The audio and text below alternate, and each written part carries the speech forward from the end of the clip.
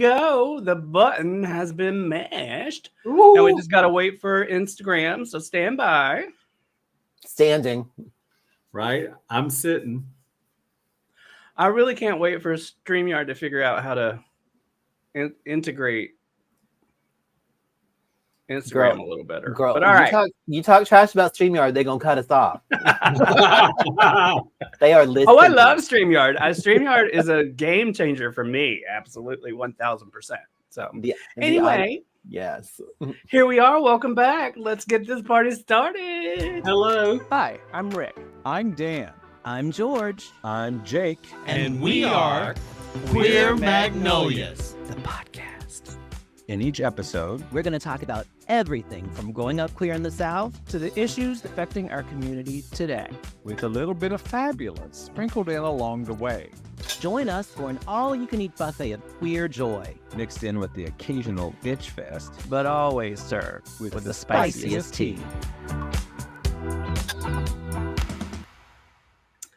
Welcome back, y'all. Hello.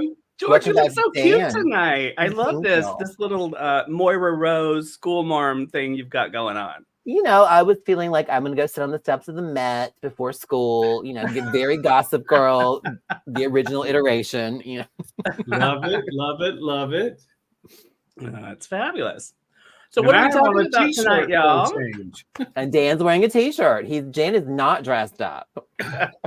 I'm just all gay, and I'm in. Dan comes back from 1 week off and thinks she can just phone it in. I Aye, don't know she- what's happening. I think she's in the keys, girl. I mean, I got my face on. I got on a t-shirt with my face. That's true. Why did we miss you last week, Dan? Where were you? So I went to Seattle for Left Coast Crime book conference, mystery writer book conference, and I had a really, really great time once I finally got to Seattle. Oh, I might have told that little story. I heard. But here's the funniest thing. I ended up leaving LAX at exactly 7:00, which is the time I was going to leave out of Burbank. So I got to Seattle at the exact same time. And I've told some people I have nothing but the greatest of praise for Alaska with their perfect customer service. They were on top of it the entire trip. I even actually flew home on an earlier flight on Sunday or Monday, whenever in the hell I came back. Sunday, I think it was. And Alaska just had my back the whole way. So I'm going to sing the praise. Alaska, you want to be a sponsor, girl? Come on. I mean, That's here's the thing: you don't get if you want customer service, fly Alaska. Totally agree. But Totally honestly, agree. that is a really big statement in today's travel environment, because traveling, especially by plane, is an absolute nightmare just about any time you do it. And it's been that way for a little over a year, in my opinion, my experience. And it's just, it's never been great, but the past year has gotten really, really bad. Well, Ricky, go ahead, Dan. No, I was going to say, I had my wallet out. I assumed that because I was at the wrong airport, it was going to cost me. And it did not cost me. I mean, the woman simply changed my flight departing out of Los Angeles area and put me there. And I got to fly back to Burbank. And I mean, everything was just simply done as what I would like to say as the way it used to be. There was simply customer service. I was really impressed, and I really did tweet about it quite often, because I'm like, you know what? I might take to Twitter when Lyft makes me wait too long at Burbank to come home. So I figure I may as well do my part in saying, yay, Alaska Airlines. But I do think they should be a sponsor, or at least support us. Do they fly to the South? You can fly to Washington, D.C. I see. Oh, okay, we'll do that. I will say, though, I on my trip back from New Orleans, and Dan, you know this, I had sort of a love-hate with Delta, because they canceled our flight at the last minute, and didn't send any notifications. And it wasn't until I got up at 3 a.m. to be at the airport at 5 a.m. for a 6 a.m. flight. 6:30 or something, and I got through TSA. It wasn't until I got to the other side of TSA I realized on the board the flight had been canceled, not delayed, canceled. Ooh. And they had tried No to text, no email, nothing. That's so Nothing. sad. And not to sound like that guy, but I was flying first class, so I went into the lounge, and instead of going to the ticket counter, so I went up to the lounge, and she was like, oh, they told me you were coming. Tell me your last name again. She clicked it in. She's like, okay, so here's what I can do. I can put you on this flight or this flight or this flight. The first two were not first class tickets. They were going to put me in the back of the plane. And I was like, yeah, that's not going to work. And so I ended up flying back the following day. 2:00 in the afternoon, I think it was, and got my ticket exactly the way I wanted. And I loved it because she was really nice and just got it done in like 3 minutes or less. So it was quite lovely. And I really appreciate that out of her. I mean, there I was trying to get my beauty sleep, and a fucking bull in the china shop was bang, bang, bang, bang to go out of the room. I had finally drifted off back into sleep when the bull came back from the airport into the china shop.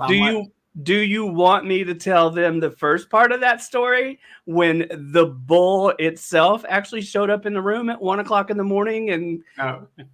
I can tell that story. Well, I don't care about that. I missed the bed. What can I tell you, honey? Girl, Dan, I have 2 words for you. Golden Pizza? Lantern. Right? Golden Lantern. Right? So, And- well, it was the only time I could find a way to sneak out of the room without Rick. We'd been out earlier to the Golden Lantern or someplace and had gone to bed early because Rick had an early flight. And then I might have woken up around 10 p.m. and then, put on my little outfit and snuck it out the door, honey. She put it on in the hallway so she would not wake me up. That's how intense she was to get out to Bourbon Street by herself. By myself, child, by myself. And I wandered up and down the alleyways and talked to the kindness of strangers and had some drinks. And here's the thing. There was no way in heck that I was going to be going out to Bourbon Street because I knew I had to be up at 3 a.m. So you could have made all the noise you want. I feel like Dan did have to get dressed in the hallway because, that fishnet onesie is very loud. Oh, honey, but I'm here to tell you when it comes down with all the applause. Oh, Lord. 1 a.m. in the morning, 1 You a.m. just pull one string, honey. Keep Yes, Susie was about to wet herself when she got back. She was so excited. That's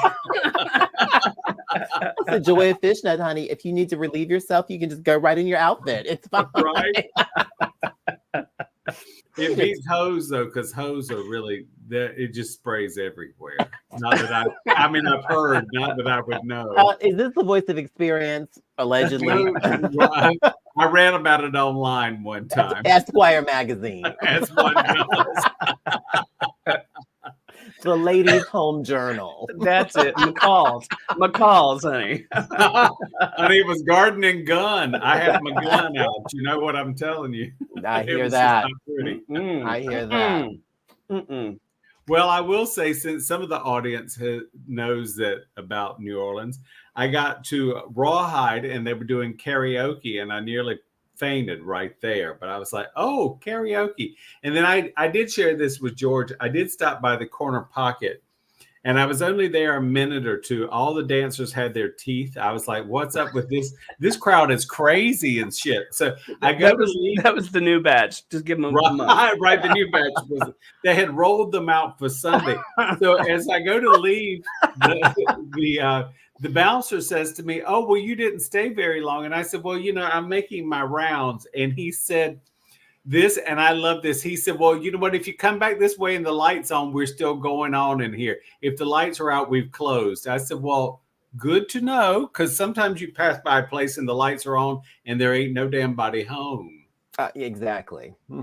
You and Batman and Robin have a lot in common, honey. A dark room. I was a photographer in a past life, always developing in a dark room. You were developing, sweetheart. Yeah, that's it. Something along those lines. All right, so what are we talking about tonight, y'all? Well, The kiss that rocked the world. amen. I feel like this is something I've been sitting on for a while. Originally, I thought it could be a cute front porch, but this is a big convo. We got our big girl pants on. We can talk about this longer than a front porch. And that front porch is still in the construction, by the way. So. Exactly. And we don't have to wait for the front porch for Aunt Lucy any longer. So, If we had some Patreon people, we'd have the front porch built back. Timo, work on this. Aunt Lucy's iced tea, honey. Right? Exactly. So I've always thought, like, because I certainly have my own story, of course, but like that one kiss that you still think about, that one. It doesn't have to be like a relationship. It's not, maybe it's not your first kiss, but that one that you're like, "Ah, that was the. For me, I can only refer to him as the Croatian because I don't know that I ever learned his name. It was just something about the way that boy kissed. God damn, I still think about it. Was this the 1984 Olympics? No, this would have been actually 2004, maybe. So 2004, 2003, 2004, somewhere in there. You got to give us more than that, Dan. Rick, we've got an entire podcast. So tell us the story. Tell us the lead up. Tell us the story. I probably shouldn't have brought this one up because we can't really tell a lot of details. Let me go back in time a little more. Somebody else go. Let me figure out how I can edit this. Tell her, remember. So Jeffrey bashes on. So Jeffrey, if you remember the name of the bar on 21st at Biscayne, can you send me a note, please? Put it in the comments. Well, Jeffrey. Yeah, but yeah, because I mean, I think that, so a big thing with me is kissing is like next to heaven. I mean, if you find someone that's a good kisser, I mean, honestly, the socks are off because they're blown all the way off. Because I mean, the intimacy of that is the greatest thing to me. Yes, preach on that. There's a whole bunch of other crazy things I would like to do, but it's the kissing that just gets me to the doorway of heaven. So there was a bar on 21st and Biscayne Boulevard that eventually became Uncle Charlie's, but this was before it was Uncle Charlie's. And there might be a dancer or two there in the early evenings, not late night. And I remember stopping in there one night, and there was this guy from Atlanta, and his name was Speedy. Of course it was. Right. And Speedy was in Miami to make money. And of course, you know, Dan wasn't the person to help Speedy make money, but Speedy was really rather talented that he would make Gene Simmons' tongue look a little small. Oh. Okay. So what's that thing that hangs in the back of your throat? The uvula or whatever it is. Something like a Volvo or some shit's hanging down there.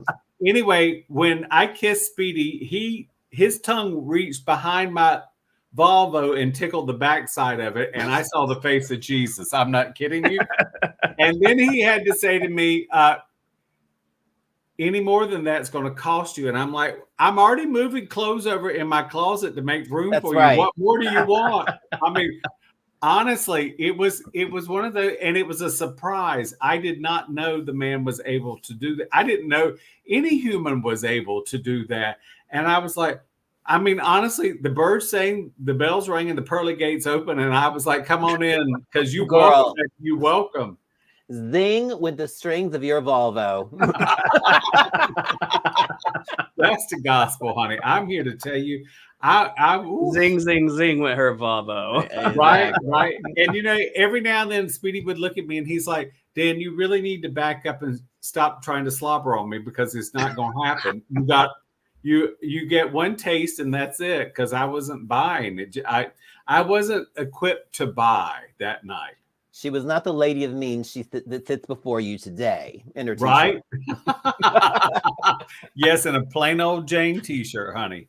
I mean, today Speedy would have a nice income. You know, that's right, honey. You would have a husband. Right. But I just think to myself, I mean, honestly, I'm very pleased with my tongue. So I was just like, I'm gonna have to retire mine if we have to compete, because that was beyond crazy. I feel like if you had met Speedy in the place that you are today financially, you would have quoted Gary Oldman in Dracula and said, "Let me take you away from all of this death." Yes. There is no need for you to come up into this place on 21st and Biscayne when I can show you a better life. I can show you a world. Come on, Aladdin. Somehow I think Speedy probably looked at me and said, one way or another, I'm not interested in Dan's long-term world, just short-term. I don't no, honey. He only wanted to ADHD ride the Volvo. That's all. Wanted to drive that Volvo for a minute. Baby, Oh you can my drive goodness. my car. Mm. Honey, right? We can take a fast car, a slow car. I don't care what kind of car. Let's just take it all. What does Speedy look like? Paint us a picture. Speedy was about 5'10" or 11, probably 195 pounds. He had wavy brown hair that was a little longish, which I love a guy with long hair. I always think that's so sexy. And he was a nice fellow. He wasn't cocky and nasty, but he was very self-aware and assured.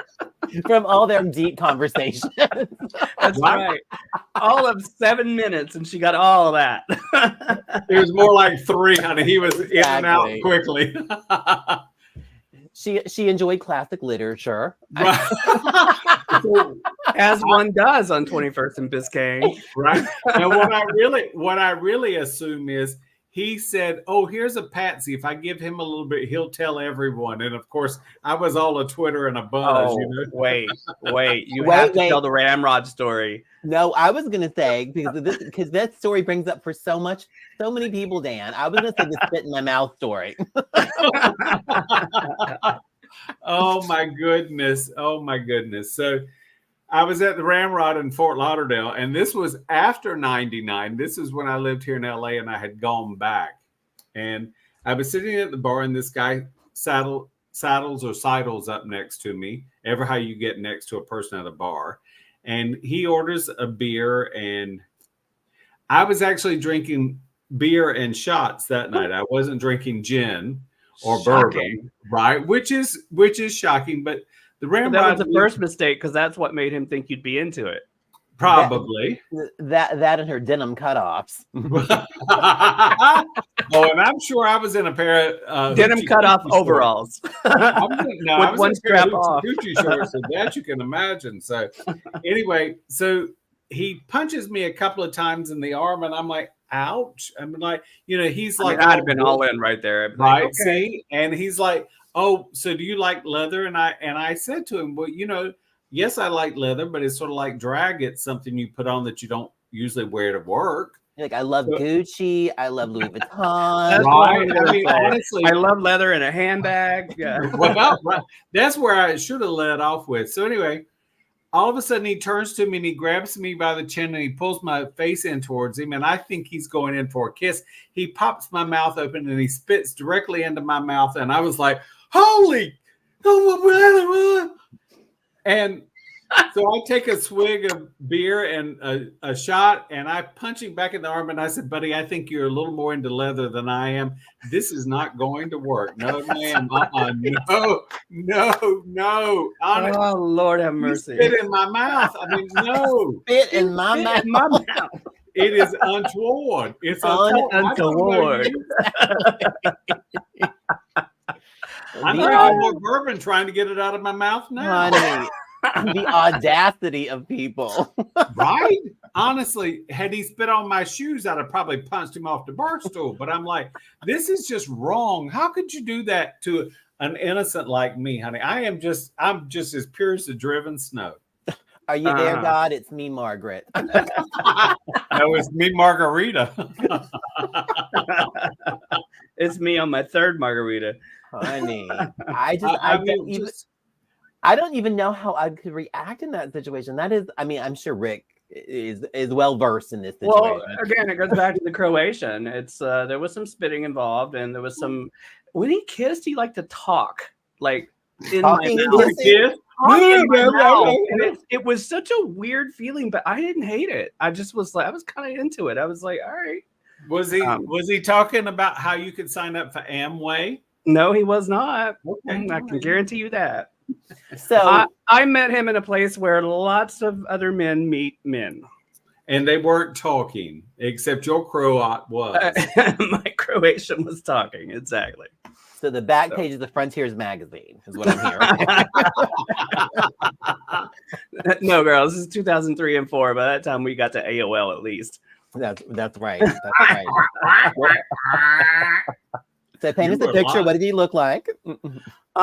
He was, I'm going to say 10 years younger than me, which means probably 15 years younger than me. Yeah, he was And just short, tight, just every single, you could see and feel every single muscle on the entire body. And was really very into kissing, and just, he actually taught me, I think in a way, he kind of taught me how to kiss like I like to be kissed. It was very weird to experience that. And I he like did a lot of things I had never experienced before. Because That's to be bravado. clear, because to be clear, you had been kissed many times before this kiss. Oh, Well, Lord.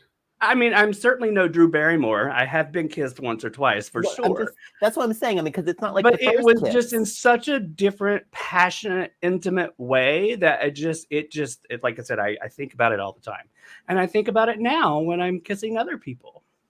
Well, what happened to him? Do you know? I have no idea. I think I had his number. We sent a few texts back and forth for a minute, and then it just kind of went nowhere.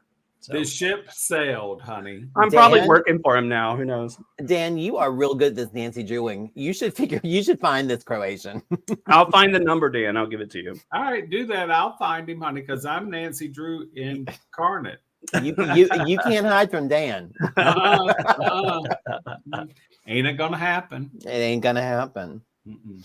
And Dan, for you, so what was it about Speedy's kisses? I guess it was the tongue. You said it. That's what was so different from every other one. So I think that was the thing that sort of caught me off guard, because it really wasn't a kiss. It was an enticement. And I mean, sometimes if you've got something to sell or something to share, you've got to show it right up front and show the advertising, right? Sure. So Speedy advertised. Speedy wasn't into kissing. Speedy was into advertising what he could do for the right price. So I did think that with his prayers. Oh, With I his see. prayers. I But see. I now. was thinking that I dated this guy when I was at East Carolina University, whose name will come back to me in a minute, Kenny Beeman. And Kenny was always so intimate. And when you were with Kenny, you knew you were with Kenny because, golly, this is going to sound really bad, but Kenny wasn't very pretentious. So he was just, you got what you saw, right? And I liked that because he was a little too simple to be ostentatious. You know, he was just Girl, fun. she said simple. She I said did say, simple. well, I was trying to figure out how to say that without because he wasn't simple-minded. He just was. He was Allegedly. just, right. Well, it could have been, but you know, it's funny because I'll tell you where I met him because I think this is a fun thing. So, Uh-oh. Do I have to edit this out in the morning? no, because few people will know where and what this is. So at Fort Macon down at Atlantic Beach. So Atlantic Beach has a lot of dunes and Oh, stuff. Lord. I know And exactly so- what you're talking about. Are you telling us or are you telling the audience? Because we all know exactly what you're talking Well, about. you do, but they don't. Most people won't. But anyway, it was fun. So I met Kenny in the dunes at Atlantic Beach, and I loved going to the beach. I mean, I'm as pale as Casper the Ghost at this point in life, but I used to be really tanned, and I went to the beach all With a summer perm. long. With it, I had a curly perm one time. That's right. But I loved going to the beach, and I met a lot of people at the beach, and Kenny was one of those. And Kenny was a lot of fun. And I have Nancy Drew Kenny, and I'm assuming Kenny has moved on because there ain't much after about 1990. So what was it about Kenny and his simple kisses that make you remember? His him butterfly so kisses. Right? No, it wasn't. Oh well, no, I don't do things like butterfly kisses. No, that's not intimate to me. That's being either polite or whatever. No, Kenny was when I was intimate with Kenny, he was right there and he was present in that. He was so in the moment. He was in the moment, and it made it very comfortable for me because truthfully, this is something I have told on the podcast. I'm not was it very the twist though trusting. then, or was it the kiss, or was it the focus and the attention, Well, but or maybe both? I mean, Both, yeah, that's I all would one.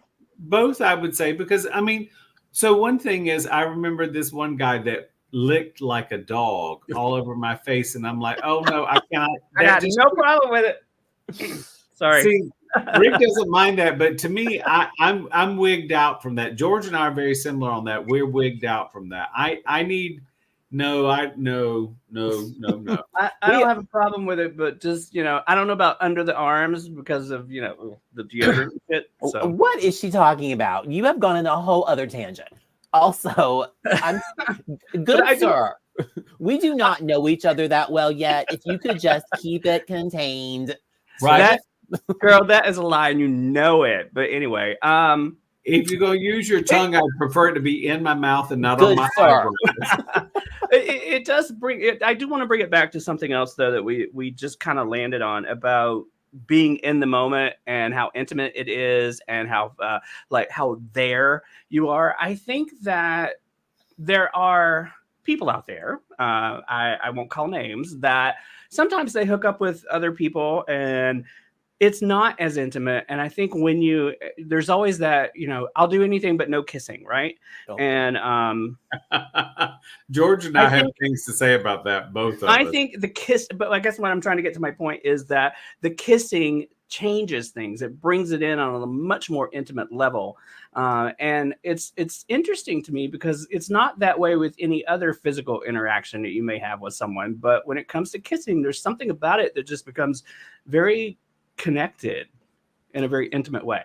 1,000,000%. My favorite thing to do is making out. Like if that could be that has many times been all it is, and that's all I need. It is my favorite thing to do with the right person.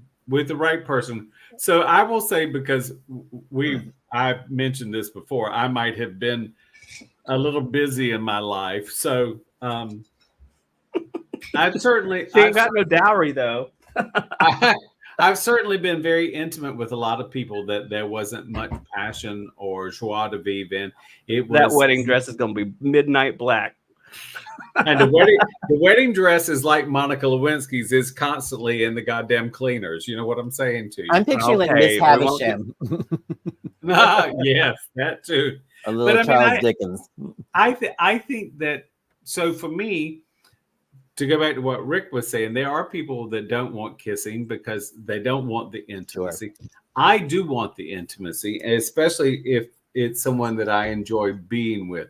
There are times where it's just a drive-by, wham, bam, thank you, ma'am, and I don't really care about the intimacy. But if I'm wanting to like someone, I am desperate for the intimacy because, like George said, that can be just enough for me, just the kissing and the making out. So I will say this to follow that up. If I can see your face, if we're in a situation where I can see your face, I want to make out. So tell us about your kiss, George. So, I've had a lot of kisses. Would this be the cigarette and White Rain in the back? No, not at all. Forget all that. Forget first kiss. Forget all the things you might have thought you knew about George. He's going to tell us something new. Charlotte is going to reveal. Forget North Carolina completely. I tried to.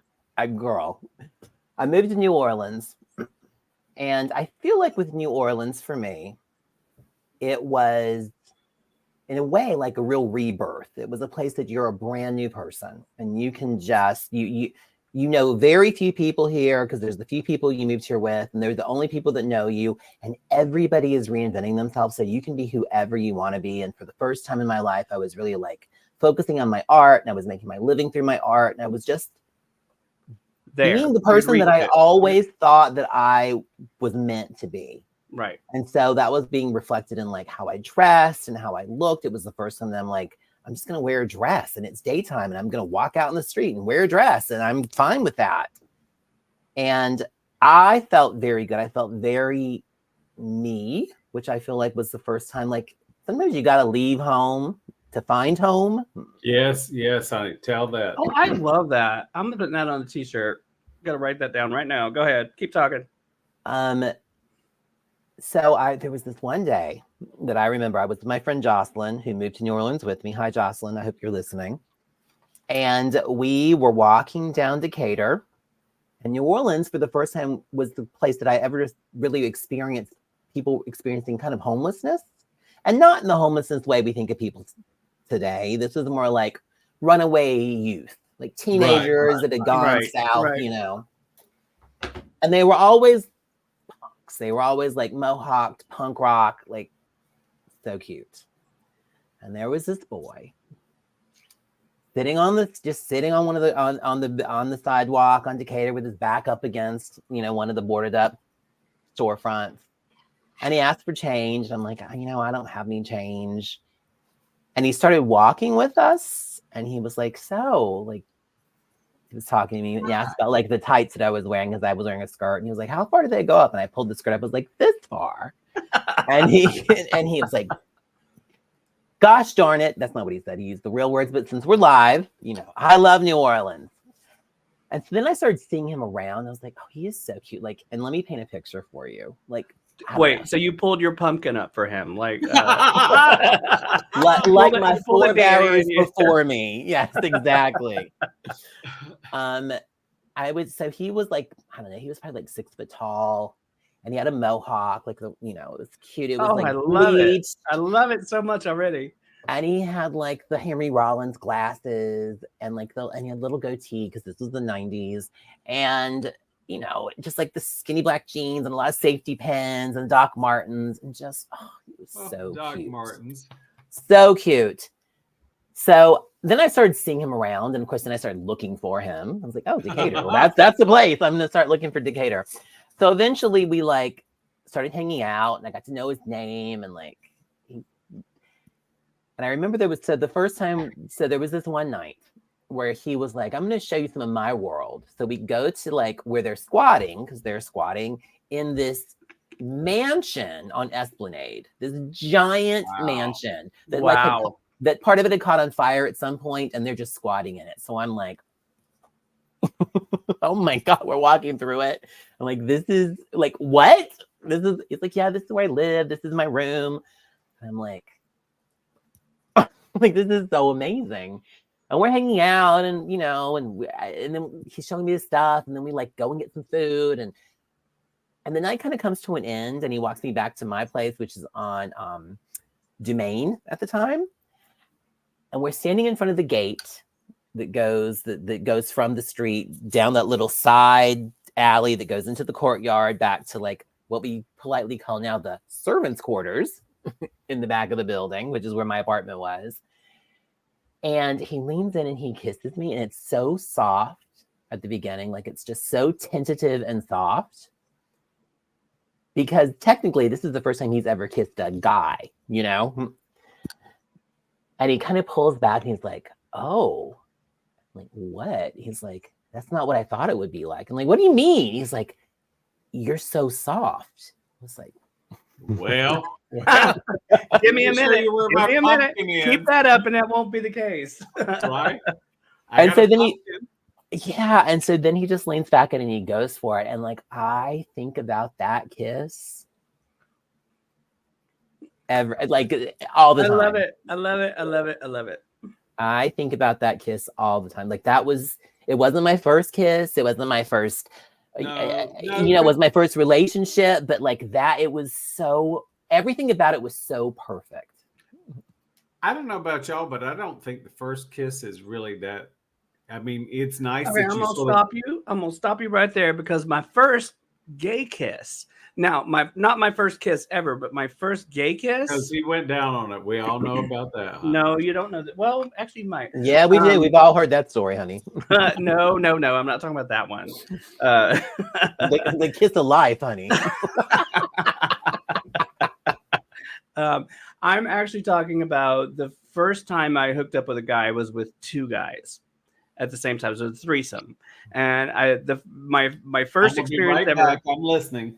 My first experience ever was a threesome, and it started out with kissing, and it was trying to figure out who's going to kiss who and how that's all going to work. And I found myself at the very young, I'm going to say 18 for this podcast. At the very young age of 18, I was like, all right, I'll direct this. And I guess it just No, kind of came out. girl. Right? And so you're going to kiss me. You're going to kiss him. Now you're both going to kiss me. But what I remember the most about that kiss, and it's one of those kisses that I will never forget, is the stubble from their faces that I had never experienced before, because before that moment, I had only kissed girls. And having that experience with all the stubble from their beard was the one thing that I think I walk away with that is burned in my memory to this day. So now we have the rubble trouble. Rubble trouble stubble. The stubble rubble trouble. I mean, by the way, Wally says Rick just screwed up my next 5 years of dates because they're all gonna see this and be like, you know what? Then go kiss him. So, it's possible, but I'm kind of like at 5 years of dates. I'd settle for 1 year of dates. Well, you know what? I agree with you on that. I think it'd be fun to find someone to be intimate with, really and truly somebody I wanted to kiss. I think that would be my goal for 24. What? Maybe that's the thing, is to find people to make out with and not try to go any further. Because I agree with George in this sense. I do kind of love to make out. There's something very fun about it. Yeah. Yeah. It's the one thing you can't do with yourself. Well, speak for yourself. I do yoga. Yeah, you can't make out with yourself, is what I'm saying. You know what, though? The rest of it you can do by yourself. Rick, licking your belly button is not making out, honey. That's just not making out. So, sometimes it is, Dan. Sometimes it is. Well, and I will say, I never yuck another person's yum. Well, there you go, honey. I like that thing. So now I'm going to tell you a New Orleans story, because that's what Dan does. He tells some stories. So. And we might have talked about this last week, actually. You might have. So I actually know the guy's name, which I'm going to tell you his first name only. Shocking. So years ago, I was in New Orleans at Southern Decadence, and I was at Good Friends, and I met this guy named Dan. That's why you remember. Well, of course. But I remember his last name because I saw him in New York as well. So. White. It was White. It was Dan White. But girl, it was another set of whites. It was another set of whites. That's right. How'd you know? It wasn't. It was Dan White with a Y, not an I. Right. That's it. So we went back to his place. He was a good kisser at Good Friends. He really was. It was a lot of fun.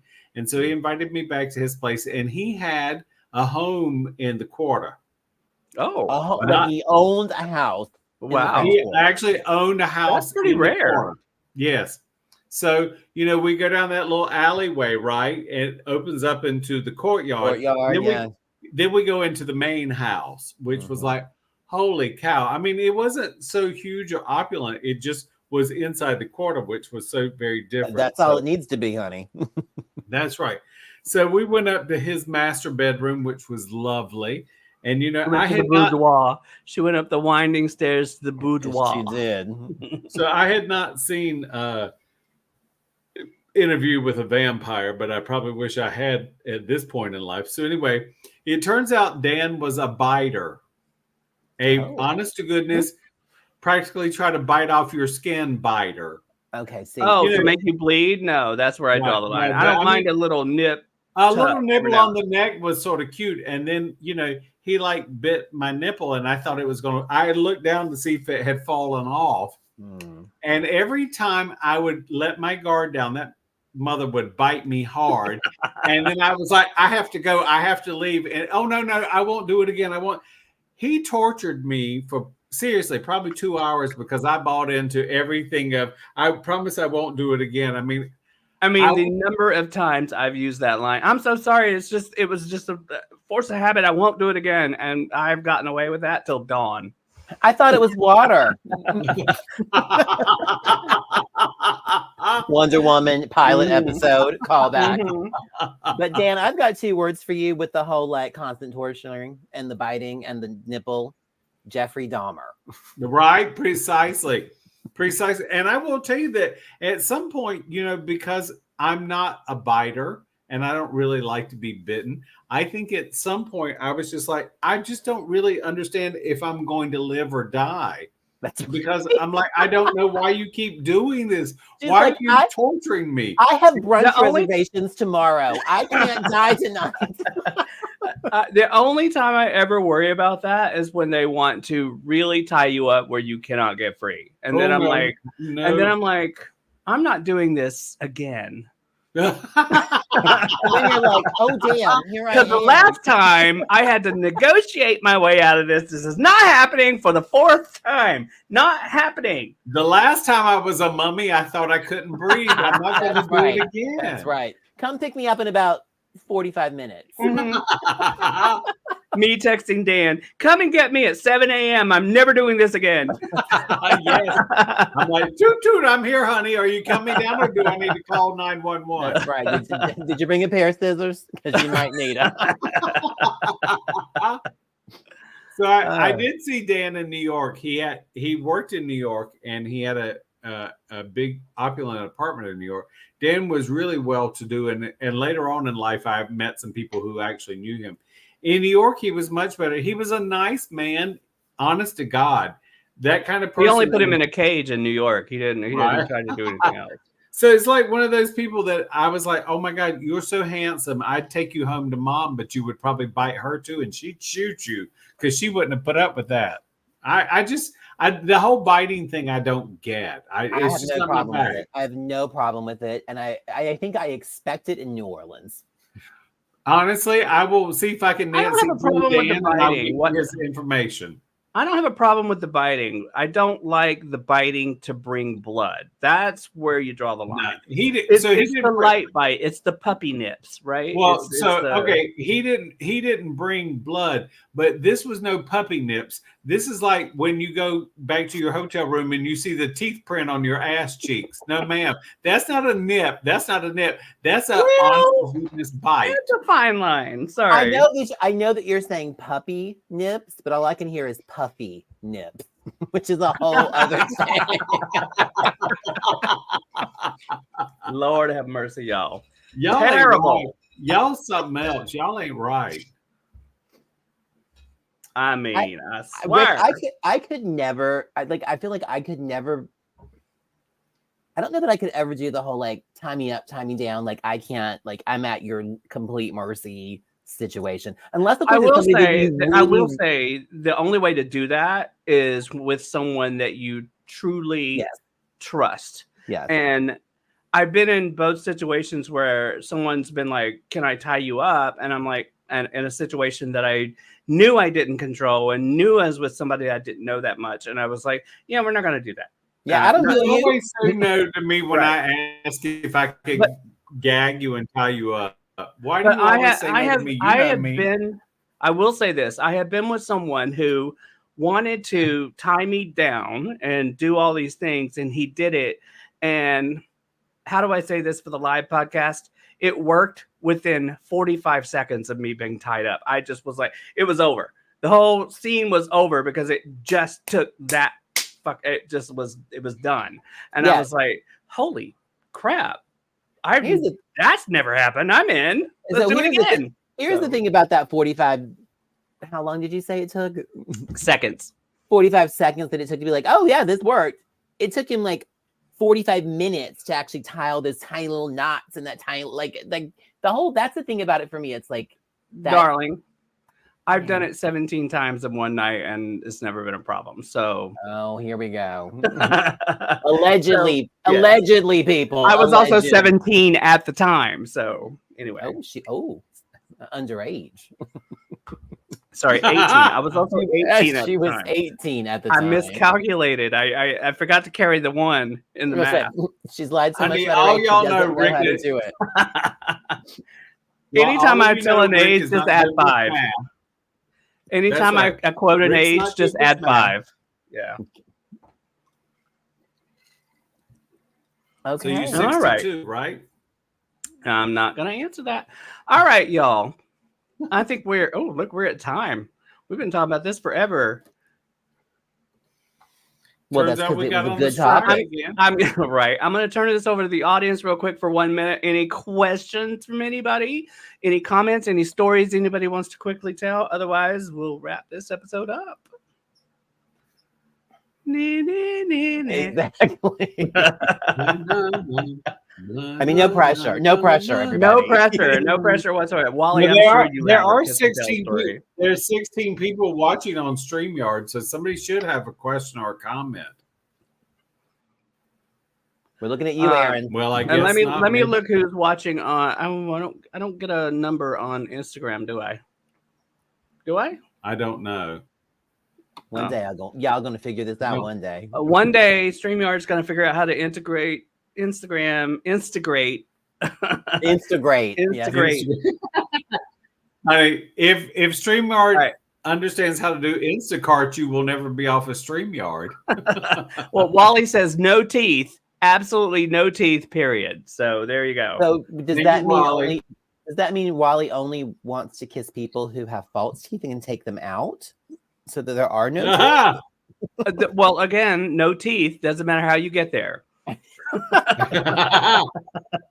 You know what a good No I've- one's I've asking heard a you good for your. gum No job one's is asking you for your fabulous. GPS route and how you arrive.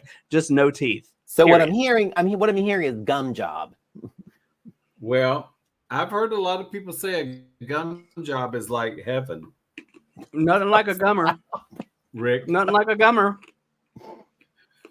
Let's end this now. Wally has clarified, saying just no biting. That's what his rule is. So Got it. there okay. you go. I approve, Wally. Totally approve, honey. Wally and All I right. are a different set of whites, but we're on the same page. You on the same page, exactly. Cut from the All right. same cloth, honey. We'll see y'all next week. And if there's a specific topic that you want to talk about, please let us know. Otherwise, we're just going to make up random shite and go from there. So anyway, we'll see y'all next week. Love Have a y'all. wonderful Bye. time. Bye, everybody. Bye.